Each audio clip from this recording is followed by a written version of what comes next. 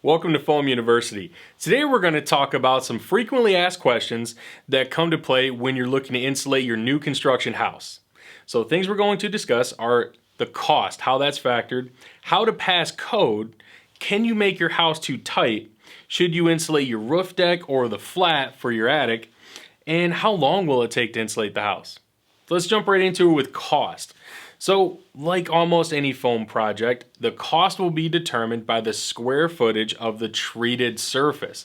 So that doesn't necessarily mean the living space square footage. So if you hear someone say that they have a 2,000 square foot house, again, most of the time that's going to be referencing the living space, the floor plan.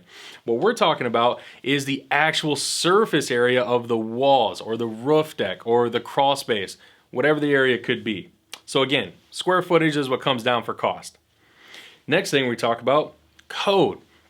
Usually, anytime you use spray foam on a new construction house, you're going to go performance method, especially if you use open cell, which we generally do recommend.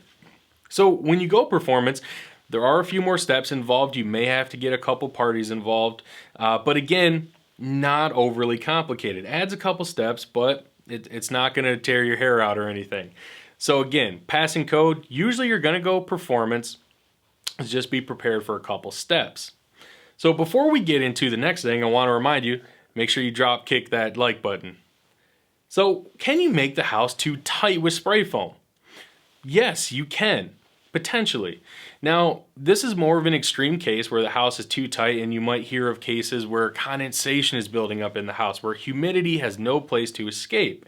Well, foam insulation does establish an air seal, so you do run the risk of losing some of that air exchange.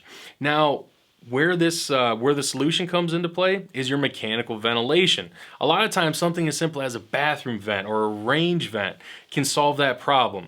In few cases, you may have to introduce a fresh air system in your HVAC.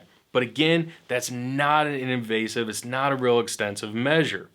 I would never recommend using free air vents. That's a total opposite goal of foam insulation. We want to seal everything as much as possible, rely on your mechanicals. Can you make the house too tight? Potentially, but it's an easy thing to fix. Next thing we're going to talk about, roof deck or the flat. Which one should you do? They both have pros and cons. Generally speaking, I recommend the roof deck. The reason being is because that envelope is established on the roof deck itself. Obviously, you're keeping out moisture and air from getting into your attic space. That potentially can prolong the life of your roof just by not having it exposed to moisture problems. Also, it allows you to use the attic for storage if you wanted to, obviously because there's going to be nothing on the floor. Now, the flat, obviously there's some advantages to that because there's going to be less square footage usually, and that will bring the cost slightly down if you do the flat of your attic. So basically the floor of your attic versus the actual underside of the roof. At the end of the day, both are good systems, both can work. The flat, obviously a more traditional system, you will need free air vents, either your soffit and your ridge or gable vents. So just be aware of that. It's a different system, so you will need free air vents in that. So both systems could work, but again, you'll have to play which one's more beneficial for you. If it's a really, really steep roof, you may want to go flat because again, that's going to drive the cost up a little bit. But rule of thumb, I usually recommend roof deck.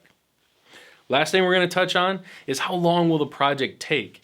Generally speaking, an average contractor can get a new build house done in 1 to 2 days. We can do pretty much any house in a day unless it's some kind of crazy large custom built house. Could take multiple days. But generally speaking, 1 to 2 days, the crew's in and out, everything's cleaned up, and your installation is good to go. Hope this information was helpful to you guys.